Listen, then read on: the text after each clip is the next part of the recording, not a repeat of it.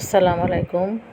আজকে আপনাদের সামনে আরেকটি রেসিপি নিয়ে হাজির হয়েছি। আজকে আপনাদেরকে আমি আম দিয়ে টক ডাল রান্না করে দেখাবো। তো এই জন্য আমি প্রথমে একটি আম নিয়ে নিয়েছি। আমটাকে আমি খোসাগুলি ছাড়িয়ে নিচ্ছি। এই আম ডালটা স্বাস্থ্যের জন্য অনেক উপকারী। এই গরমে আপনারা এই আম ডালটা রান্না করে গরম ভাতের সাথে খেয়ে দেখবেন, শরীরটা একবার ঠান্ডা হয়ে যাবে, শরীরটা অনেক আরাম লাগবে। এবং এই ডালটা অল্প মশলা দিয়ে রান্না করা হয় বলে ডালটা অনেক স্বাস্থ্যকর। তো আমটাকে আমি খোসা ছাড়িয়ে নিয়েছি, এখন আমি ছোট ছোট পিস করে কেটে নিচ্ছি।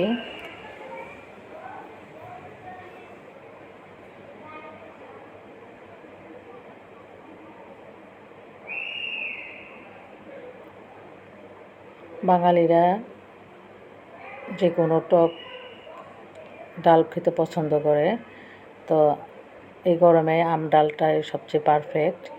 এখানে আমি 1 কাপের মতো মসুরি ডাল নিয়ে নিয়েছি। ডালটাকে আমি পর্যাপ্ত পরিমাণ পানি দিয়ে 3-4 বার পানি পাল্টে পাল্টে ডালটাকে আমি ধুয়ে নেব।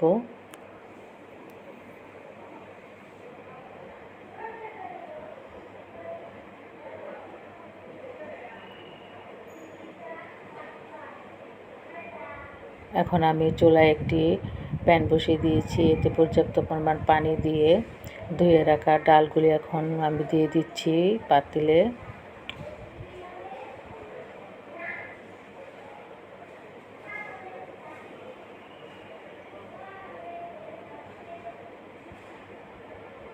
দিয়ে 1 চামচের মতো লবণ দিব।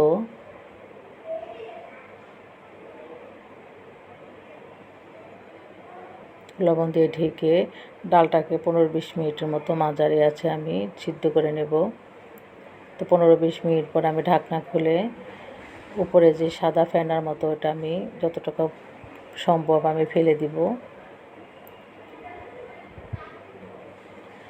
আমার এই চ্যানেলে যারা নতুন দর্শক, প্লিজ আমার চ্যানেলটাকে আপনারা সাবস্ক্রাইব করে দিবেন, আর আমার ভিডিওটাতে একটা লাইক দিবেন। আর আমার ভিডিওটা যদি আপনাদের উপকারে আসে তাহলে প্লিজ আমার এই ভিডিওটাকে আপনারা আপনার বন্ধুদের সাথে শেয়ার দিবেন। এখন আমি 6-7টার মতো কাঁচামরিচ ফালি দিয়ে ঢেকে আরও কিছুক্ষণ সিদ্ধ করে নেব।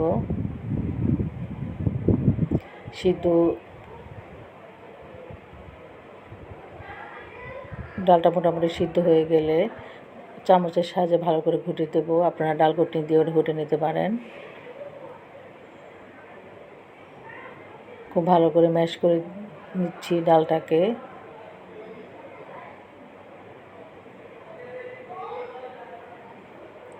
আমার এই গরমের সিজনে বিশেষ করে কাঁচা আমের সময় আমার এই কাঁচা আম দিয়ে ডাল খুবই পছন্দ, আমার বাচ্চারাও পছন্দ করে। তার এই ডালটা আমি যতবারই রান্না করেছি, আমার হাতের এই আম ডালটা যে খেয়েছে সে খুব পছন্দ করেছে। ভালো করে ডালটা ঘুটে এখন আমি ডালটার মধ্যে আরও পরিমাণ মতো পানি দিয়ে দিলাম। ডালটাকে একটু পাতলা করে রান্না করব, যেহেতু আম ডালটা একটু পাতলাই ভালো লাগে।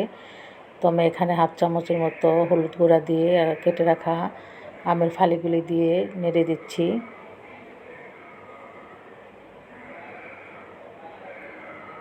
নেড়ে আমি আরও 1 চামচের মতো লবণ দিয়ে দিচ্ছি, দিয়ে নেড়ে চেড়ে দিচ্ছি।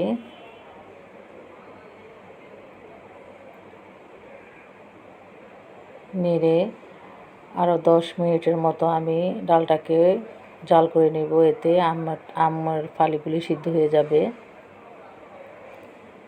আমগুলি সিদ্ধ হয়ে গেলে আমি চুলা থেকে ডালের পাতিলটা আমি আরেকটি পাতিল বসিয়ে দিলাম, দিয়ে এখানে পরিমাণ মতো সরিষার তেল দিয়ে দিলাম, দিয়ে 2টি শুকনো মরিচ ফোড়ন দিলাম, আর এখানে 1/2 চামচের মতো কালো সরিষা দিয়ে একটু নেড়ে চেড়ে 2-3 মিনিটের মতো আমি সরিষা আর শুকনো মরিচটাকে ভেজে নেব।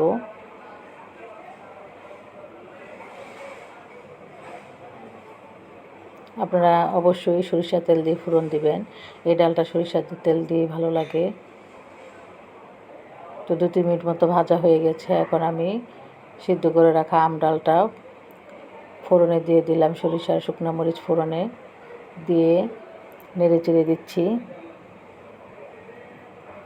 নেড়ে চেড়ে আমি আরও 10 মিনিটের মতো চুলায় আমি জাল করে নেব। তো আপনারাও সবসময় মনে রাখবেন, ডাল ফোড়ন দেওয়ার পরে যত সময় নিয়ে আপনারা জাল করবেন ডালটা তত টেস্টি হবে।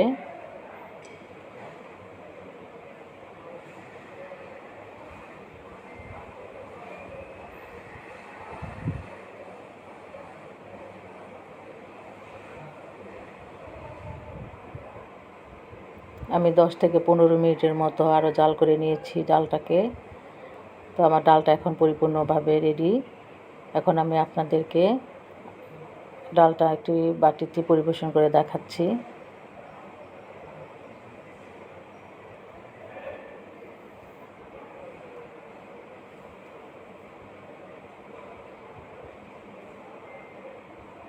তো তৈরি হয়ে গেল কাঁচা আম দিয়ে টক ডাল। আশা করি আমার এই ডালের রেসিপিটা আপনাদের উপকারে আসবে। অবশ্যই আপনারা বাসায় ট্রাই করে দেখবেন, আমাকে জানাবেন কেমন হয়েছিল। তো সবাই ভালো থাকেন, সুস্থ থাকেন। আল্লাহ হাফেজ।